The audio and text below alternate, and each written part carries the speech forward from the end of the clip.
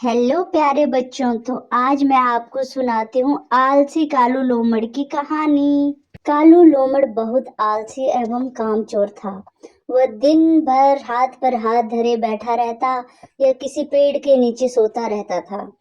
कुछ समय तक तो कई जानवरों ने उसकी मदद की, लेकिन बाद में सब उससे दूर दूर रहने लगे, क्योंकि कालू लोमड़ बहुत ज्यादा आलसी हो चुका था। वह अपने खाने का इंतजाम भी नहीं करता था। वह बस इसी सहारे बैठा रहता कि कोई ना कोई उसके लिए खाना लेकर आ जाएगा। एक दिन कालू लोमड़ को बहुत तेज भूख लगी।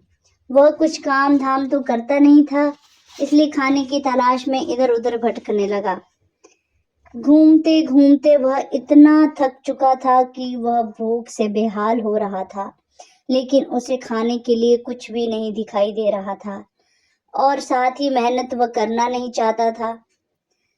तभी कालू लोमड़ ने सोचा कि क्यों ना मैं किसी का बना बनाया खाना खा लूं। अगर मुझे वह मिल जाए तो उससे अच्छी बात और क्या होगी। तभी उसकी नजर एक मधुमक्खी के छत्ते पर पड़ी। आह, मीठा मीठा शहद, जाने मैंने कब से नहीं खाया। कालू के मुंह में पानी आ रहा था। मधुमक्खी इस समय बाहर गई हुई थी। क्यों ना मैं अभी पेड़ पर चढ़कर सारा शहद खा लूं।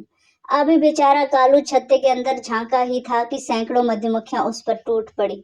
अचानक हुए इस हमले को वह सह नहीं पाया और धड़ाम से नीचे गिर गया। तब भी मधुमक्खियां अपने पैने डंक कालू की खोपड़ी पर मारती रही। कालू ने किसी तरह भागकर अपनी जान बचाई, लेकिन तब तक उसका मुंह और खोपड़ी पूरी तरह सूज चुके थे।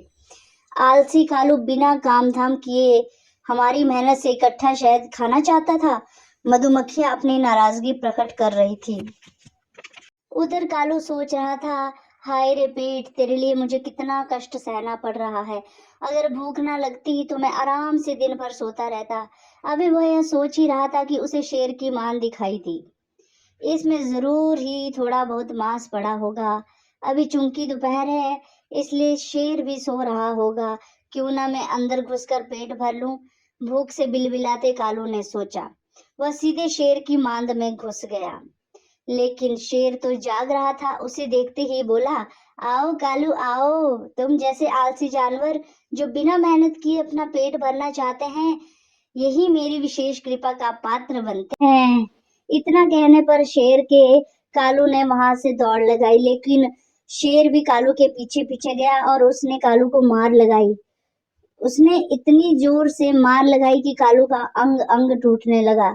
शेर ने उसे हुक्म दिया कि वह अगर खुद से कमा कर नहीं खाएगा तो फिर उससे दंड मिलेगा। बेचारा कालू इसके बाद हमेशा हमेशा के लिए मुफ्त का खाना खाना भूल गया। अब कालू लोमड़ ने सोचा कि अब मैं खूब मेहनत करूंगा और अपनी मेहनत से अपना पेट भरूंगा।